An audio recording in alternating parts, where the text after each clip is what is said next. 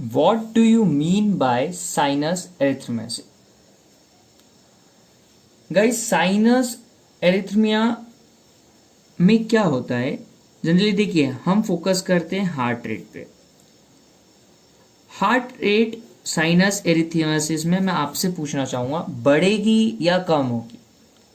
अगर ये डिजीज कोई पेशेंट को है तो उसकी हार्ट रेट जो होगी वो इंक्रीज करेगी या डिक्रीज करेगी? चलिए मैं बताता हूं। उसकी हार्ट रेट इंक्रीज भी करेगी और डिक्रीज भी करेगी। कैसे? बेसिकली ड्यूरिंग इंस्पिरेशन, जब वो इंस्पिरेशन करेगा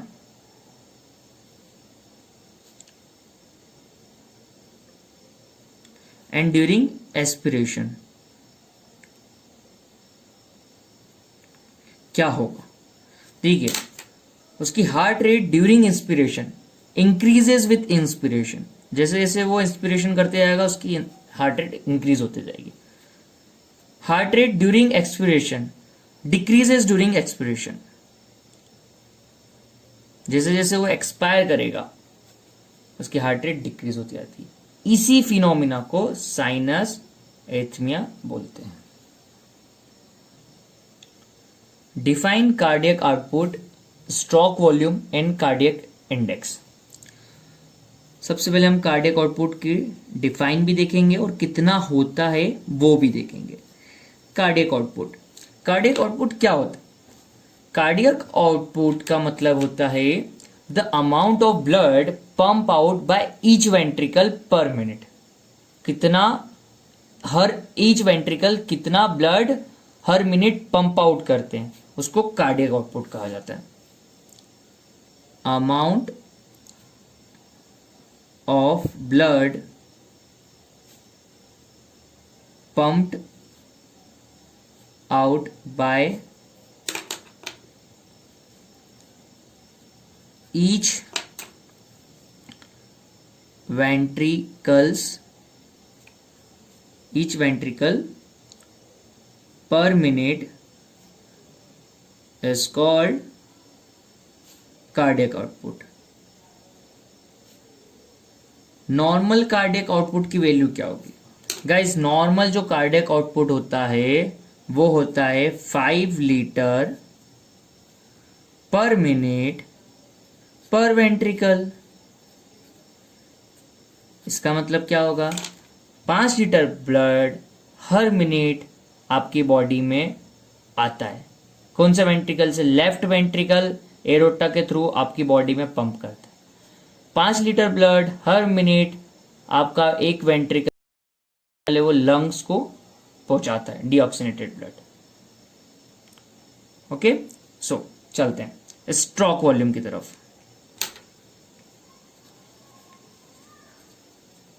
स्ट्रोक वॉल्यूम हमने स्ट्रोक वॉल्यूम में होता है amount of blood pumped out by each ventricle in each beat. हमने जैसे कार्डियक आउटपुट में पर मिनट देखा था ना, अब हम देखेंगे कि कितना ब्लड ईच वेंट्रिकल जो है पंप आउट करता है पर बीट। ठीक है, सबसे पहले इसके डिफाइन लिखते हैं, फिर मैं आपको इसका बताऊंगा। The amount of blood pump out by each ventricle in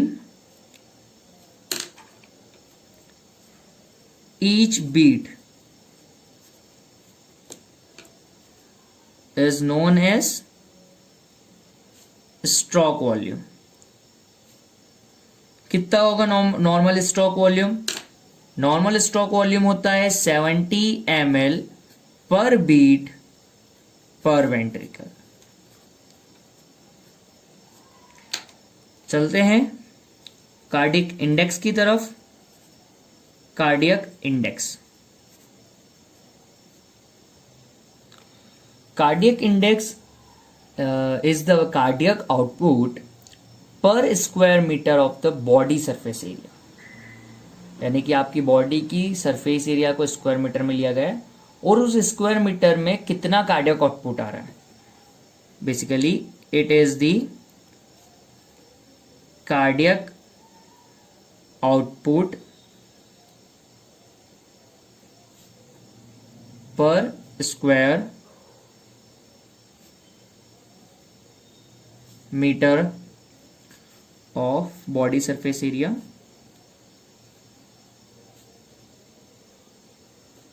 what is the normal value, क्या होगी कार्डियक इंडेक्स की? 3.2 लीटर, ये हो गया cardiac output per metre square of the body surface area और per minute.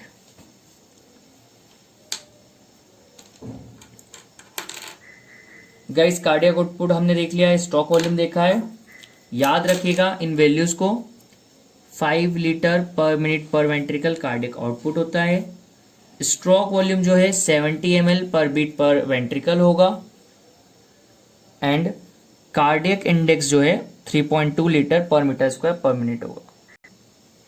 What do you mean by extrinsic and intrinsic auto regulation of cardiac output? Cardiac output को हम extrinsic और intrinsic दोनों तरीके से ऑटो रेगुलेशन हो सकता है. सबसे पहले आपने एक ये फॉर्मूला देखा होगा, CO cardiac output equal to heart rate into stroke volume. याद है आपको ये फॉर्मूला? इसमें क्या होता है, स्ट्रोक वॉल्यूम है S. Okay,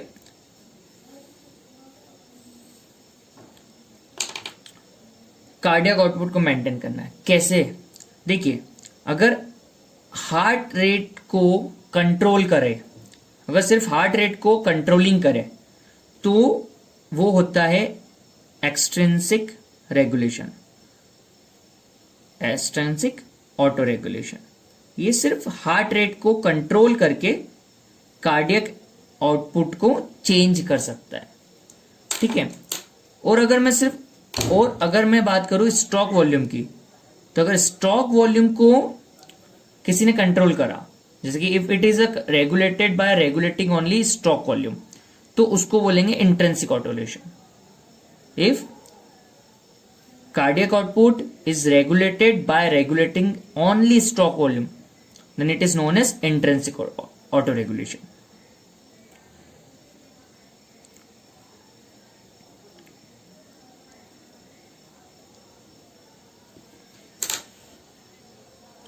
name 2 methods by which cardiac output is measured.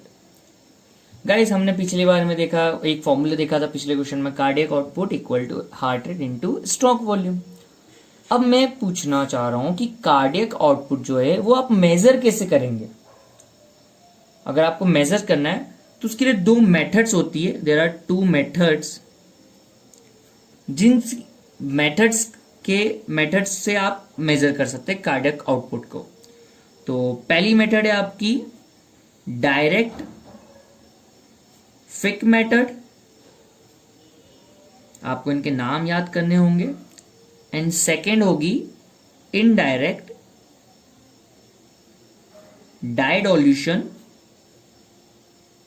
Method. 2 methods होगी, डायरेक्ट फिक मेथड, इनडायरेक्ट डाइडोल्यूशन मेथड, जिसकी मदद से हम कार्डियक आउटपुट को मेजर कर सकते हैं. Enumerate Fick's principle. Fick's principle क्या होता है? जनरली आपको ये फॉर्मूला याद करना है. फिक्स प्रिंसिपल में amount of substance taken by an organ और by whole body per unit time is equal to arterial level of dead substance minus venous level of dead substance. Arteriovenous difference of the substance per unit multiply by arteriovenous difference of the substance multiply by blood flow